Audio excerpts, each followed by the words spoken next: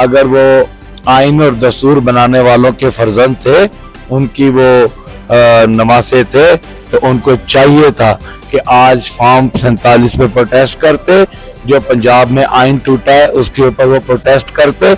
उन्होंने वो ये ना करके इस ऐवान की बेइज्जती की है, इस आइन की बेइज्जती की है। उन्होंने सिर्फ हमें डराने की कोशिश की और ये उनकी भूल थी। जवाब तो उनको मौके पे मिल गया। पाकिस्तान के साथ जो ज्यादती हुई है, इस ऐवान के आइन के साथ जो जुल्म हुआ है, इसका जवाब हुकूमत को देना हो। 47 का फैसला आज हो जाता है तो सबसे पहले शहबाज शरीफ और नवाज शरीफ की विकेट गिरेगी, क्योंकि ये दोनों फॉर्म 47 की पैदावार है कि इस ईवान के साथ ज्यादती की है। हमारा प्रोटेस्ट जारी रहेगा, हम गैर आईनी वजीर आजम को बात नहीं करने देंगे। खैर, आपके जो मुखालिफ है जिनको आपने शिकस्त दी, राणा सनावला, वो भी असम्बली आए हुए थे, गैलरी में शायद बैठे रहे, तो आपका उनसे कोई आमना सामना हुआ या कोई बात हुई उसके बाद आप लोगों की, जिस दिन से आपने उसको शिकस्त दी? जी नहीं, मेरी कोई बात नहीं हुई और ना ही मुझे पता चला कि वो इस हाउस का इस ईवान में आए हैं, बैठे हुए गैलरी में। मुझे इस बात का नहीं पता चला, लेकिन अगर आए हैं तो मैं उन्हीं के हल्के का, उन्हीं का मैंने वेलकम कहता हूँ। नाजरीन, इस टाइम हमारे साथ मौजूद है, अगर हम इन्हें कहें कि इस टाइम के शेर फैसलाबाद, क्योंकि इन्होंने राणा सनाउल्लाह खां को जिस तरह शिकस्त दी है, तब से जो है वो डॉक्टर निसार अहमद जट साहब के हर तरफ जो है वो चर्चे हैं। डॉक्टर साहब, सबसे पहले तो ये बताएं, नया वज़ीर आज़म कल मुंतखब हुआ, आपने वहाँ पे बड़े नारे लगाए, इतने नारे लगाए, आपका गला नहीं खराब हुआ? और जिस तरह आप नारे लगा रहे थे वज़ीर आज़म का, आपने जीना हराम कर दिया। जी बहुत बहुत शुक्रिया जावेद खान आपका और आपकी टीम का। आप मेरी आवाज़ सुन के अंदाज़ा तो लग ही गया होगा कि जो नारे कल मारे हैं उसका जो है आज मैं बात नहीं कर पा रहा हूँ। बेसिकली इस हाउस के तकद्दुस का ख्याल रखना हम सब की जिम्मेदारी है और तीसरी बार इस ईवान का हिस्सा बना हूँ।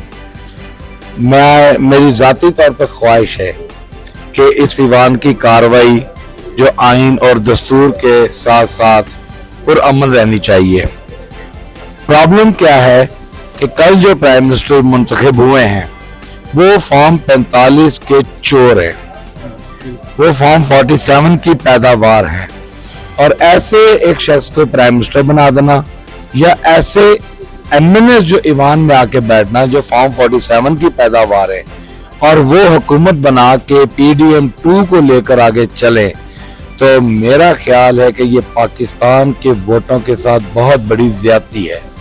और हम समझते हैं कि जो हमारे पाकिस्तान तहरीक इंसाफ को वोट मिला है, हम उसकी चोरी के खिलाफ इस ईवान में पुरजोर तरीके से इसकी मजम्मत भी करेंगे, एहतजाज भी करेंगे, और हम किसी सूरत पाकिस्तान मुस्लिम लीग नून के नामजद करदा चोर वजीर आजम को तस्लीम नहीं करेंगे और ना ही बोलने देंगे। अच्छा डॉक्टर साहब, ये बताया, अभी उन्होंने हल्फ उठा लिया, अभी जब इजलास हो रहा था उन्होंने हल्फ उठाया, उसके बाद तो टीवी पर चल रहे थे कि अब मुल्क में इस्तेकाम आएगा।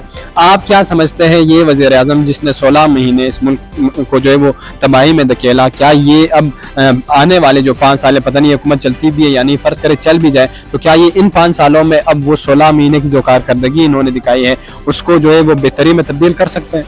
देखिए, जहाँ तक कारकर्दगी की बात है, पिछले 16 महीनों में जो पाकिस्तान की मईशत को नुकसान पहुंचा है, जिस तरह पाकिस्तान की अखलाकियात को नुकसान पहुंचा है, पाकिस्तान के आइन और कानून को जो नुकसान पहुंचा है, जिस तरह ये एक निगरान सेटअप के घोड़े पर चढ़कर सवार होकर यहाँ पर आए हैं, मैं समझता हूँ कि PDM 2 जो है ये मुआशियात, आपकी मुआशी सूरत हाल की भी नाकामी है, आपकी अखलाकियात की भी नाकामी है, आपके आइन और कानून की भी नाकामी है। मैं नहीं समझता कि इस तरह आइन और दस्तूर तोड़कर वोट चोरी करके वो इस ईवान को चला लेंगे। इससे मुल्क में इस्तेकाम नहीं, इसमें बिल्कुल पाकिस्तान की सालमियत को नुकसान होगा। जब तक ट्रांसपेरेंट नताइज नहीं आ जाते, ईवान के वोटों की चोरी जो है वो जिन लोगों ने की है उनको उनका मैंडेट, जिन लोगों का मैंडेट बनता है उनको ये मैंडेट नहीं दिया जाता, पाकिस्तान में इस्तेकाम नहीं आएगा। अच्छा डॉक्टर साहब ये बताएं, जब इजलास हो रहा था, ये 3-4 दिन जो इजलास हुए हैं, इनमें आपका अमूमन अलबत्ता कल आपने वैसे एक एहतजाज रिकॉर्ड कराया, लेकिन आपने वो जो रेड लाइन होती है किसी भी जमात की वो क्रॉस नहीं की, और आपको हमने आज भी देखा आप जो थे वो दोनों में जो थे वो नरमी लाना चाह रहे थे कि लड़ाई ना हो, आप जो थे वो दोनों के दरमियान मुज़ाकरात करवाना चाह रहे थे। जो कुछ आपके मेंबरान बड़े जज्बाती पीटीआई के, ये तो चंद दौड़ते हैं, इस तरह आप तो पहले भी आए, क्या इसी तरह होता है पार्लियामेंट में? ये हो जाता होता है, कोई बड़ी बात नहीं है। ईवान में लड़ाई भी हो जाती है, झगड़े भी हो जाते हैं, लेकिन मैं समझता हूँ कि अगर कोई दोस्त आपस में लड़ पड़े हैं तो करीब खड़े दोस्तों को फौरन चाहिए कि मुदाखलत करके जो है उस मसले का हल निकाला जाए।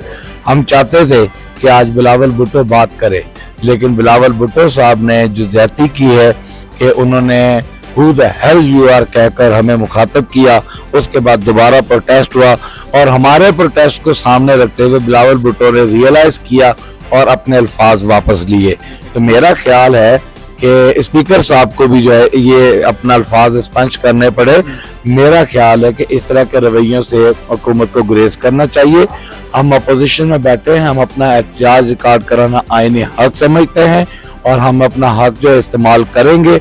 अगर कोई गाली देगा, अगर कोई हमें डराएगा, अगर कोई हमें थ्रेट करेगा तो वो उसकी भूल है, हम जवाब देना जानते हैं और हम देंगे।